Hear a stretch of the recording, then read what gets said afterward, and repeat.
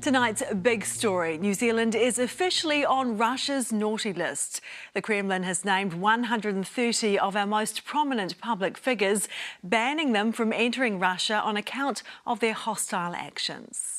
It reads like a Russian roll call of every politician in our parliament. Jacinda Ardern, Grant Robertson, even Christopher Luxon and opposition MPs.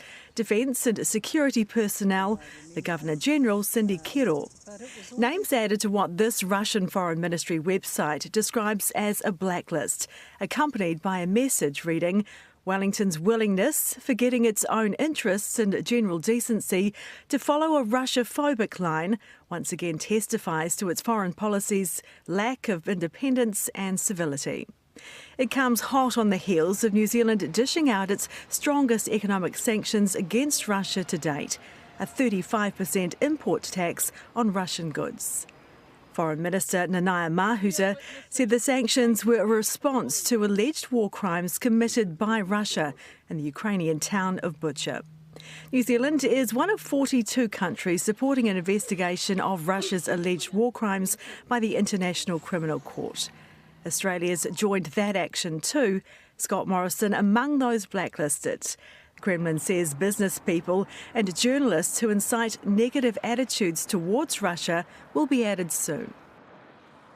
Well, for more on this, let's bring in international relations expert Professor Robert Patman.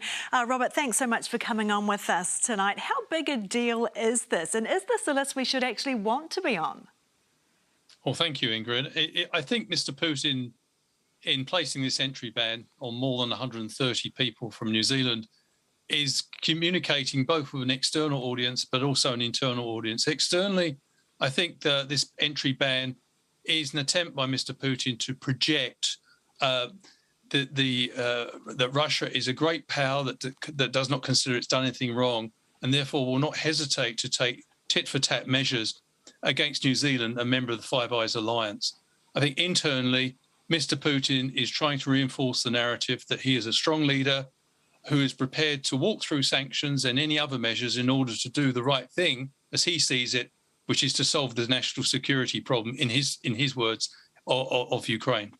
So what does it actually mean for politicians on the list and for relationships between New Zealand and Russia? Well, I think it means a significant downgrade. It was interesting seeing the Russian explanation for this. There was some regret that New Zealand had departed from its traditional sense of decency and had embraced Russophobia, which had been whipped up apparently in Washington. So, in a sense, it's a definite downgrade of the relationship. We had been placed on the unfriendly list of unfriendly countries, and Russia has reciprocated in kind, given the fact that we have moved towards more sanctions in the last week. Yeah, so how easy is it for them to undo this? Is the die cast now? Is this going to last for years, the effect of this list? It depends on whether Mr. Putin stays in power. He's, in my judgment, made a colossal strategic error in invading Ukraine. And I think a lot depends on whether he stays in power.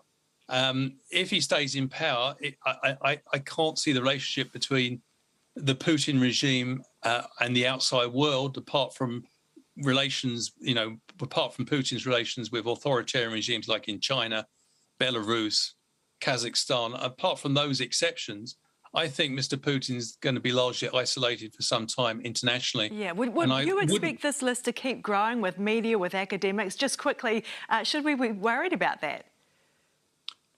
No, I don't think so, because we face, the bigger worry is not so much upsetting an authoritarian regime, but is not doing enough to help a democracy, that is Ukraine, which has been invaded, is in desperate need of help. And we should do everything possible, even if it ruffles feathers in Moscow, to help help President Zelensky's government. OK, Robert, thanks so much for your insight tonight. Thank you.